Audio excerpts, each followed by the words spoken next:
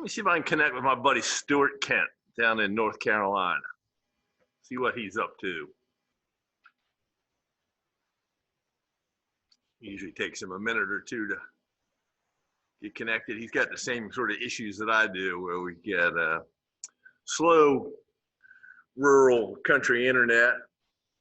Takes a while for things to go back and forth through cyberspace, and so we'll see if I can connect with him. Uh-oh. Is that you, Stuart? Good morning. Hey, what's going on, man? Well, we're getting all this tech worked out here. You know, it's pretty complicated for us just rambling before you connect it in. We both have sort of rural country internet, which is sort of like rural country electricity. It tends to come and go. Like, plug your candles in. Yeah, exactly. You know, you don't want to be without candles for sure. So, well, guess what? I just got an email invite to this meeting. Good. I don't think you need it anymore. No, I don't think so. Yeah. So for people other than you and me, this is sort of the first of the Stuart and Bill Show. Stuart and I are buddies. We talk fairly regularly. I'm in the coast of Virginia. He's in sort of coastal-ish North Carolina. And we coastal plains of North Carolina. So we thought we'd do a quick, do some videos of things we kind of rambling about woodworking and digital fabrication and life in general, what we're working on, what we're struggling with, what kind of weird things we're doing. So a quick intro. I'm Bill Young, by the way. I work for ShopBot tools. I was a boat carpenter for the first half of my working life, fixing wooden work boats, doing a little bit of building, mostly repairs of people that had run into things or had boats that had sort of floated a little longer than they should have. And I got involved with ShopBot tools sort of accidentally. I didn't know what CNC was, but I thought it sounded interesting. And so I got the number 2 ShopBot in exchange for building a boat for the founder, Ted Hall's mother-in-law. And my criteria was he would give me the tool if I would come up with a way to build a boat that was easy to do digitally and hard to do traditionally. So I did a little lap strake boat, made a step scarf for making little pieces of plywood and the longer pieces of plywood. And I met Stuart, I don't know, maybe a year or so ago. And we had a lot of overlapping interests. And we just became friends, and we talk on the phone a couple times a week about sort of he's been involved in the $500,000 CNC end of things, and now is within the North Carolina Furniture School, has gotten involved in ShopBot and sort of the affordable end of CNC. So we sort of chat and work on stuff. I learn things from him, he learns things from me. And I'm going to pass you off to Stuart, and Stuart can tell you a little bit about himself and his history and how he got involved in CNC and how he got involved in ShopBot and all this different kind of stuff. Take it away, Stuart. Thanks, Bill. You do such a fine introduction. I appreciate it.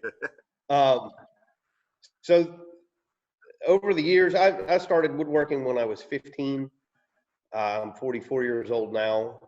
I've done it at just about every conceivable level, from working by myself in a small backyard shop for all the way up to working for major manufactories. And I've owned a cabinet shop. And so, Bill, you alluded to my experience with CNC. I used to own a big Northwood CNC router, which was a big industrial machine that was fabulous at what it could do. And what it was not fabulous at was being able to free cut, the types of things that ShopBot excels at. And it wasn't a limitation of the machine, it was a limitation of the proprietary software system that was integrated into the build of that machine. And so basically, if you needed to cut cabinet parts, it would do it like a tank. I mean, just all day. It was fast. It was heavy. It would just plow through stuff. If you needed to cut something, you know, something unusual, you wanted to cut a pocket in the middle of something, it just wouldn't do it. It just, you know, and it was some of the limitations were user abilities. I mean, I struggled to understand the interface. The CAD and CAM side of it was difficult to understand. It took lots and lots of heavy programming. And it wasn't just a simple, like a G code, you know, go over here and cut this pocket. You had to work within the interface, and it was just very challenging. I felt stymied by that machine creatively. If I could, you know, needed to build a cabinet or make a cabinet door in MDF, it was, you know, it was like wizardry. You just push a button and it ran off to go do the things. If you wanted to make anything else, it just struggled. You know, it was, or maybe I struggled with it. But so a few years ago, I got into ShopBot and into the ethos of this company and how things are approached, and I just, for what I do, it's just a far better solution. It's a far better system. The machines are well made and they're easy to learn, easy to use. I mean, I'm doing stuff now that I could not do in a cabinet shop, you know, with this big fancy machine, all this tooling and all this stuff. I just couldn't do it. So, I mean, there you have it. no matter how good a machine is, if you can't get it to spit out the thing you need at the end, it's not a good machine. You know, you got to be able to be the hammer that you need at the moment, no matter what it is. That's right. And you know, if your goal is volume, you know, you need a machine that can handle that production capacity. And that machine was built to do it, you know, 3 shifts a day, 7 days a week for 20 years, or more than 20 years. You know, it's a whole different approach to the build. Mm-hmm. But for what I do, every piece tends to be different. Every piece kind of, you know, like I've been fighting with this big console table this week that has an 11-foot span in mahogany with no center support. And so I've had to engineer in, you know, ways of preventing the table from sagging visually from a distance. You know, so you know, each thing that I did was kind of like, well, that's not working. Let me do this. And so ultimately what I did was the way this table is designed, it has kind of a top and a subtop. You know, it's like a equal size, thickness, dimension, slabs. I don't know what to call them. They're like, you know, tabletops. But one supports the other, and the top sort of floats above this subtop assembly. Okay. And the problem was they're flat in the glue up and milling, and as soon as you stretch them 11 feet long, they want to sag in the middle. And even though they're 2 inches thick.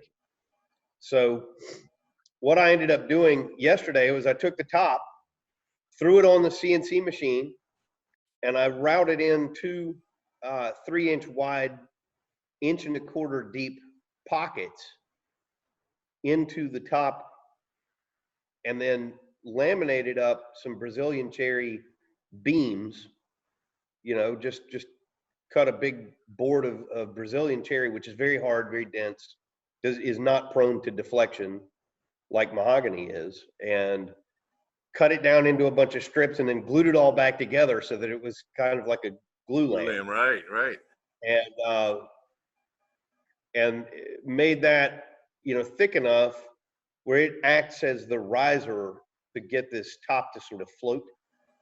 And so it's, I don't know, 2 3/4 inch tall or something. And I then inlaid that into these pockets on the underside of the tabletop, and it worked really well. I mean, it floats it up. And so then on the underside of the subtop assembly, I have this sort of angled piece, and I'll put pictures of all this stuff up, but I have this angled piece that sort of triangulates the subtop assembly to keep it rigid so that it doesn't deflect under the weight, if that makes sense. And the ultimate outcome was to make it as simple visually as it could possibly be, which is always means for any designer, it has to be super complicated. Yeah. Way more complicated than building just a regular table. The simpler it looks, the harder it is to do. Oh my gosh.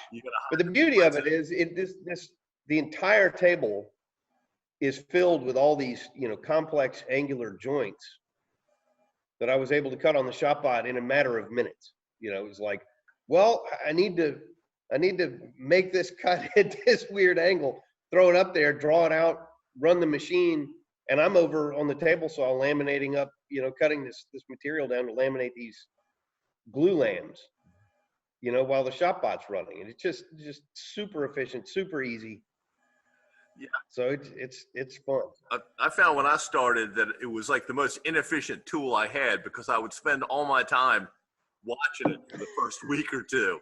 So it was like one of these, not only was it was working, but I was doing nothing except just sort of standing there in awe of how this, especially when I first saw V-carving, when it was lifting the corners and doing all this stuff, it was just mesmerizing.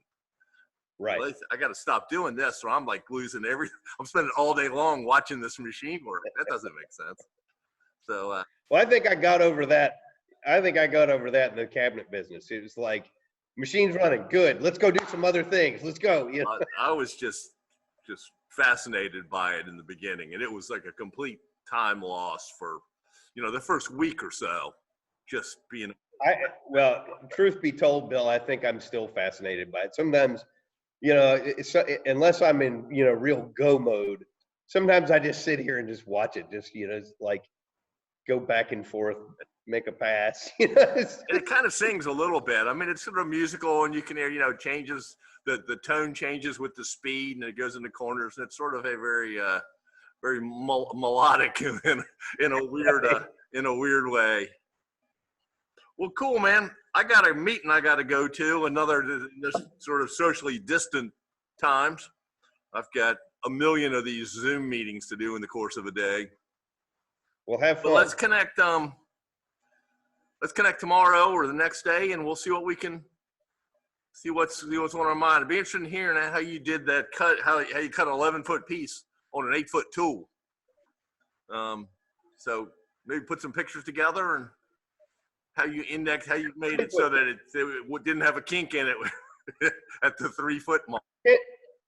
It's a 10-foot tool. 10-foot tool. Oh, so you only had a foot that you had to ooch in surfacing and all that. Ooch and scoot. It's the magic of Bill Young and his offsets. Well, cool. Well, let's talk about that. Tell us how you did it. I'm pretty fascinated. I don't do much of that sort of cutting bigger than the tool. Be interested to see how well it worked. And then you got big slabs and stuff. So cool. Yep. So let's connect in the next day or so and see what we can figure out. Awesome. Right, thanks, Bill. Well, take care. Don't work too long. You too. Bye. Bye.